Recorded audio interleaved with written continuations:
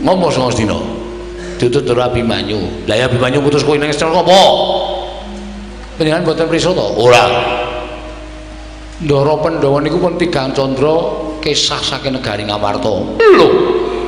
Pandhawa sira tulung sasi nang masa negara Ngastina, Ngamarta. Nggih. Lah kok aku ora krungu kabar?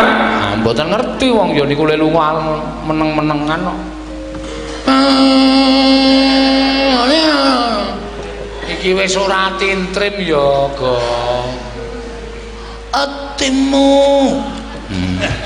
Lagu opo?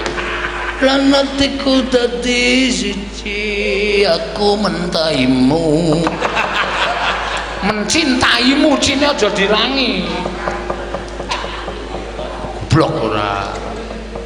Lah terus nyuwun besok kali Begawan Durna. Lah ya terus ditutur Abimanyu kaya nyuwun Begawan Durna Pandhawa teng pundi ning Begawan Durna mboten saged paring wangsulan. Malah kula dikeroyok Kurawa. Lho, malah kowe dikeroyok Kurawa? Nggih. Lah terus dadi perang. Ning sepira to banggane para Kurawa? Nyatane kula ya iso menang. Lah kok kowe iso menang kok mlayu-mlayu ki opo? Begawan Durna sajake ajeng mentala kali kula sinuwun. Mentala piye? Begawan Durna mentala kali kula dheweke nggawa cundha manik. Kula ajeng dipateni kalih Begawan Durna. Wah, parus manik cacaran sekretane bawana. Begawan Durna arep mentala mateni karo Petra kandhang bolong. Ora lumrah manusa iki. Oh, setan kowe. Gong kowe iki ngopo to? Ora nyeneni kowe to? Ora. Wah, tak kira nyeneni kowe. Tiwas tak getak. Wah, ngilangi dramatik kowe selae. Bagong ngopo? Bagong ngopo? Bagong ngopo? Bagong ngopo? Panjenengan nusun-nusun dikira ndukani kula, kali Bagong digetak. Wo, lah ngempatke karo lafale. Ora weteru kalimate keparep. Nggih. Lah terus pripun? Minggir Petra. Cundha manik mungsuhe Nenggala. Rame iki.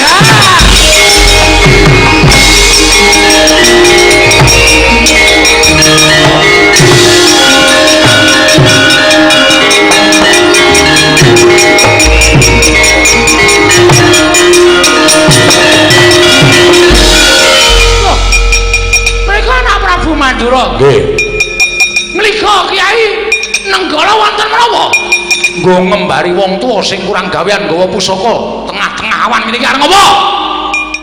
Arep ngopo sampean nggawa pusaka? Anu namung mlampah-mlampah nggih. Mlaku-mlaku pripun? Tangel kelakone wong nggawa pusaka ping mlaku-mlaku arepe piye? Mesti arep ditamake wong, iya, mesti arep ditamake wong. Nek ngoten lho ya arep namake Nenggala ki ning diadane menungso. Lho, sinten sampean? Lho, lepat kula napa? Sampean nggawa pusaka kula nggawa pusaka. Rasa kok yen gulung diduwa piye? Mboten nggih. Mboten kula sampun ngakeni kelepatan. Singgah nggih. Singgah nggih. Dilebokke. Nah, dilebokke. Kowe.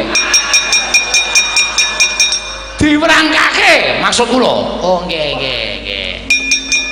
Ah, wis malah konangan kaya ngene. Wong tuwa sampean niku lho ngerti, nggawa Nenggala arep mateni Petra to. Nah, sing nggawa Nenggala sampean. Cundha maneh ajenge mateni Petra to. Sir kula ngoten. Sare kula tak takon karo sampean. Nggih. Petra niku sapa? Petra niku Manakawan. Baladewa niku gedene sing niki tau tate dipa karo Petra. Baladewa niku iso dadi ratu mergo lalabuhane Petra. Baladewa iso mukti awi bawa Cakrawati bau Dadawa niku mergo lalabuhane Petra. Dadi nek ana sing arep nyekara karo Petra, sing arep gendak sikara karo Petra, sing arep minta Allah karo Petra, Baladewa ora trima. Nggih, leres menika.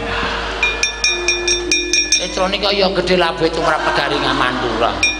Petra menika ya gedhe labuhane tumrap paduka anak Prabu Baladewa. Mila sapa sing arep mateni karo Petra padha karo wani karo Sinur Mandura. Lah, sampeyan ngerti? Ngerti. Lah kok sampeyan arep mateni karo Petra? Kula mengajeng mateni lampune Petra kok. Mboten Petra mengajeng mateni lampu ngarepan omahe Petra. Lah kok tak nggo cundha maneh. Nggih namung kagem Girigodo dhateng Petro kemawon. Anu piye cepet-cepet ya. Iki ngopo iki? Arep tiru-tiru sampean. Ning kata-katane ora cetha. Ayo bali. Bali. Bali mboten bali sampean gawe nesune Baladewa. Kula teng negara Ngastina digawe kagol ati kula. Kula sowan dados saka negara Mandura tekan negara Ngastina digawe kagol ati kula. Teng mriki ajeng manggawe kagol. Menapa kira-kira bukan turunan wani karo Baladewa? Langsung kan, langsung awak.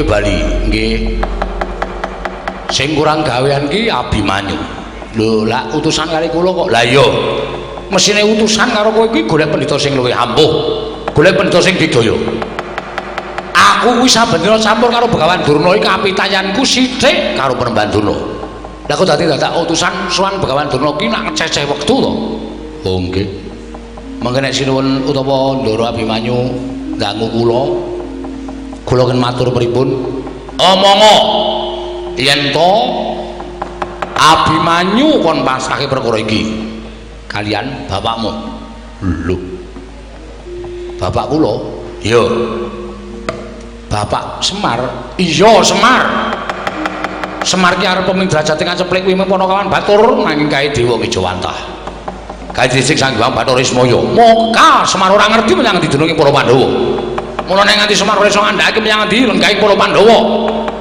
wajib Abimanyu ora trima marang Semar Badranaya oh nggih mboten ming Ndara Abimanyu kula bapak kula barang ora bakal trima karo bapakne Semar rek pancen Semar niku wong ampuh tenan ya Kong oh iya ta kok oke ya sing ngintip nek ngoten kula nyuwun pamit sinuwun sing ati-ati aja kaya bocah cilik niki matur sembah nuwun ya mulai ya kula tak matur Ndara Abimanyu ya sing ati-ati aja kaya bocah cilik kono kan Petro sing sayo sing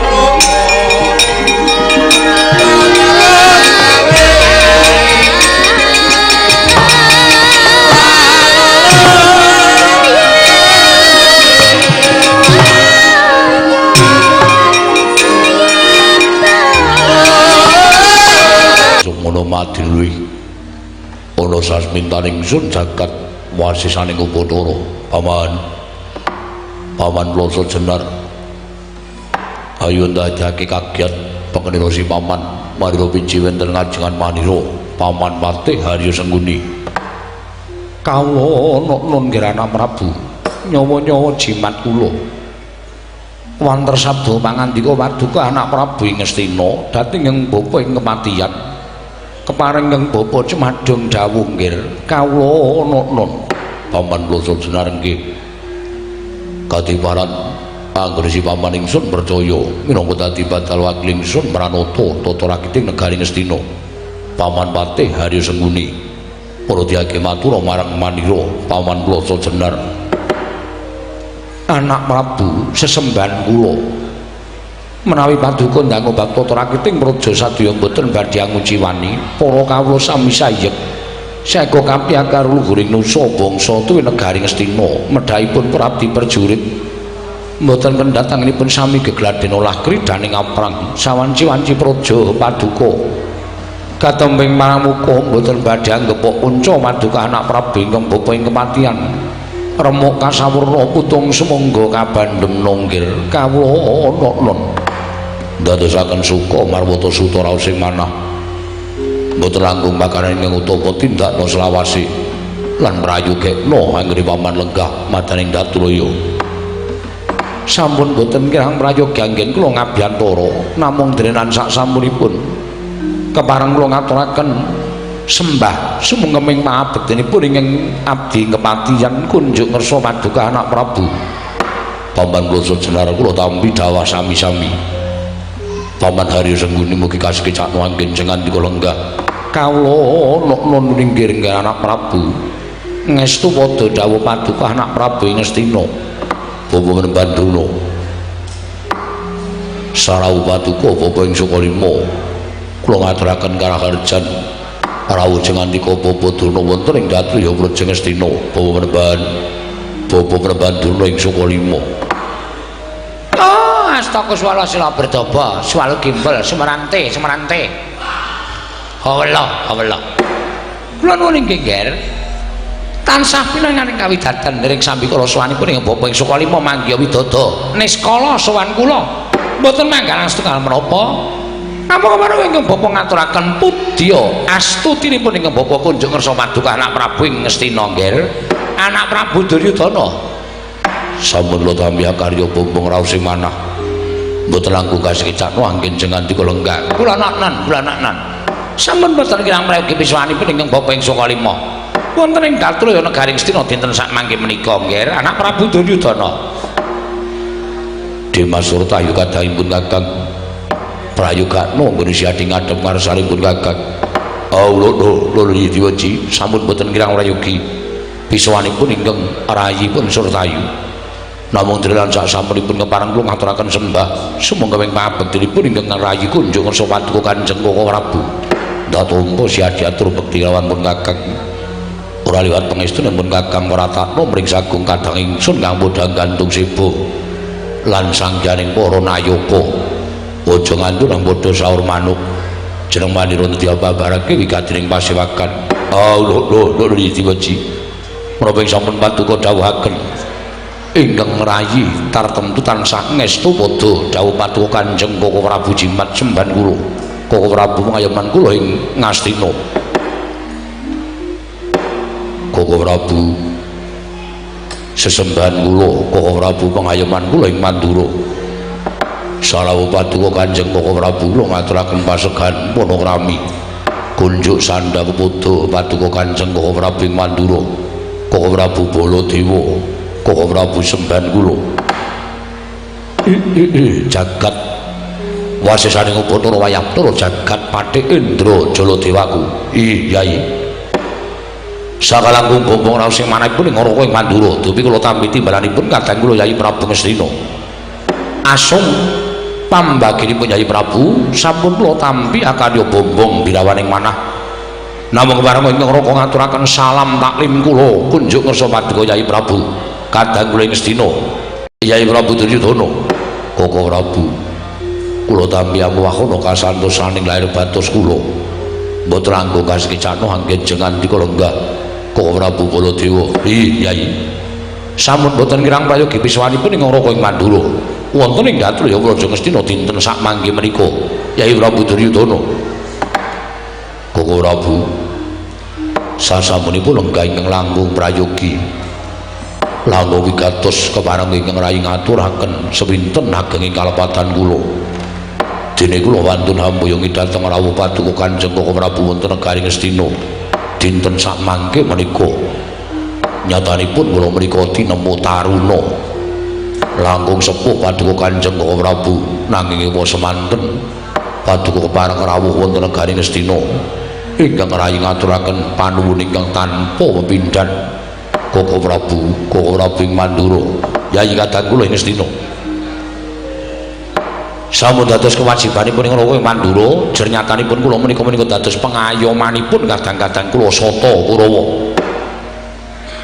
mila sampun ngantos katimbalan ing wanci rina nadyan katimbalan ing wanci ratri kula mboten badhe suwala malah kaselak raos sing manahipun ing Ngaraka ing Mandura Daya-daya kula prapting datul ya negari Ngastina pangajaping manah tanana liyan kejawi amung enggal kula mangertosi menapa to sababipun Dene Paduka Hambaya dhateng swanipun ingkang Raka. Mugi parang ambabarana ingkang wigati dhateng Raka ing Mandura. Ingkang Raka nedya ngangrongaken jangga niringaken karna mastuti sabda Tama Paduka Yayi Prabu.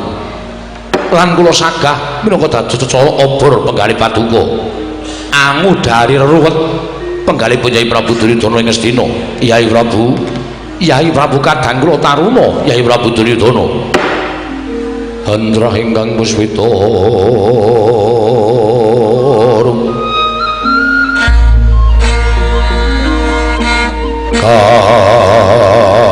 kasiring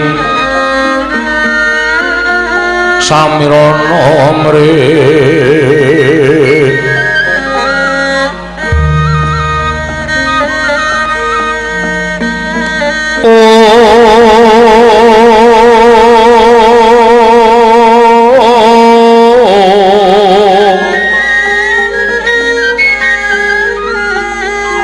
sekar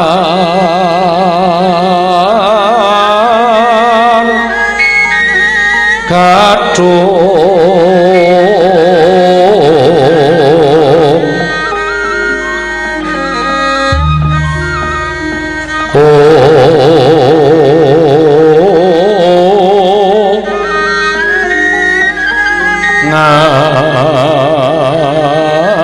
ngas kandanya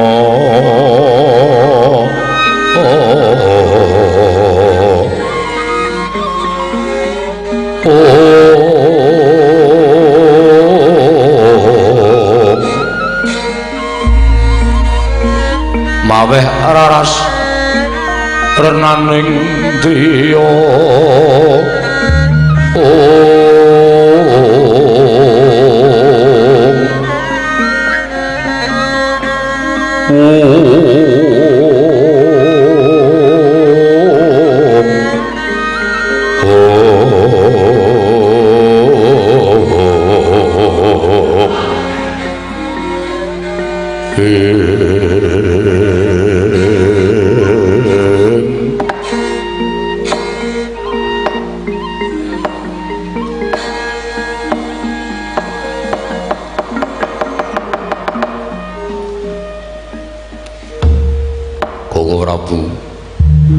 Koko Prabu jimat semban kula, Koko Prabu mangayawan kula sampun andadosaken cuwaning penggalih jengandika Koko Prabu kula boyongi wonten negari Ngastina dinten samangke boten benten kaliyan lampahan ingkang sampun nglambah pendak-pendak ingkang rayi nglempahaken sangganing para sepuh pendak-pendak ingkang rayi ngawontenaken pasewaken ingkang bene kaladat ingkang sampun boten sanes kejawi namung rembak dhateng para Pandhawa Koko Prabu jagat Dewa Bathara jagat pangestu kula.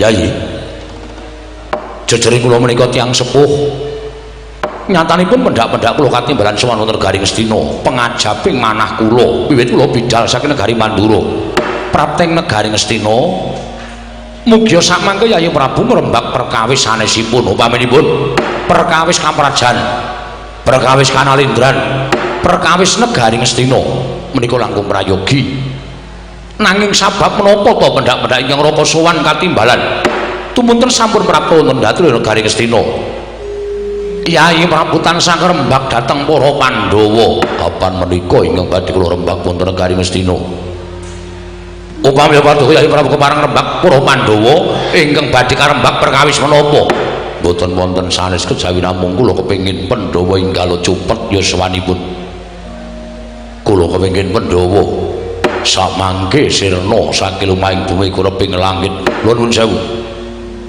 dasaripun menapa Yayi Prabu paring dawuh mekaten krana priyang sanes Pandhawa menika kaliyan Duryudana kadang tunggal yang satwarga sumangga anggenipun badhe mestani nanging tumapang raosipun Duryudana Pandhawa menika mujudaken satru mungging cangklaan menawi Pandhawa tasih gesang wonten ing alam padang gesangipun Duryudana boten manggih katentreman anggen kula dados nalindra boten jenak tuwin boten tentrem mila pangraos sing manah kula petangan kula dados Narendra saged tentrem menawi Pandhawa sampun ngatang-ngatang dados bathang menawi Pandhawa sampun sirna menawi Pandhawa sampun boten saged nyawang gelaring jagat miwahe seming rembulan Koko Prabu Wilatala jagat wasisaning Upacara Wayaktura jagat Yayi kula nuwun sewu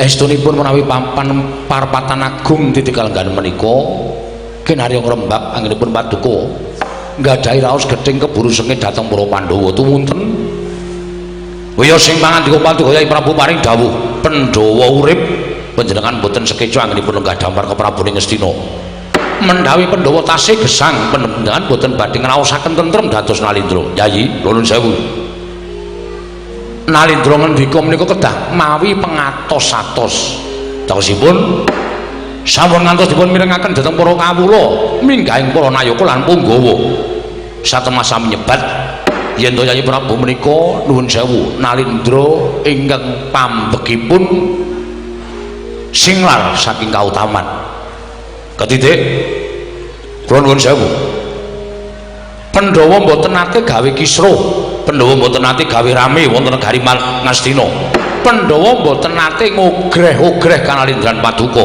nanging pendak-pendak paduka ngawontenaken masewakan menapa to sababipun wiya sing mangandika paduka Yai Prabu cetha tur kapireng sangganing para nayaka menawi panjenengan kepengin Pandhawa menika sirna saking lumahing bumi kereping langit Yayi menapa mboten lingsem menapa mboten paduka menika kawatir menawi para kawula menika sami ngraosi dhateng paduka Yai Prabu Duryudana badhe kula singitaken sedaya sampun sami prisa menawi Duryudana sakurawanipun menika mboten gathuk kula mboten mathuk kaliyan para Pandhawa menika tumrap kula satru Pandhawa tumrap kula menika mengsah mila mboten perlu kula tutupi malih Pandhawa tetep kula anggap mengsah mila dinten menika kelempakaning para priyagung wonten madyaning pasewakan namung badhe kula ajak pirembagan kados pundi caranipun supados Pandhawa menika meruput anggenipun sowan ngersanipun pangayanipun Gusti Akarya Jagat nuwun sewu bloko suta blak kutang terus terang mboten badhe kula tutupi nglungguhi Baladewa menika dados wong tuwa menawi kula nderek pirembagan wonten madyaning datulya menika ateges kula menika mboten saged lenggahi jejering wong tuwa sinengguh Baladewa menika mbanci dibanciladan mila menawi wonten marapatan agung negaring Ngastina menika ngrembak babakan patine para Pandhawa kula mboten badhe tumut-tumut kula mboten badhe nderek pirembagan madyaning datulya menika menawi dipun keparengan kula namung badhe midhangetaken kados pundi lereking pirembagan titenggelangan menika Yayi Prabu wonten dawuh menawi ngaten Koko Prabu menika mboten tresna dalem Pursata Kurawa menawi ngaten Koko Prabu menika anggenipun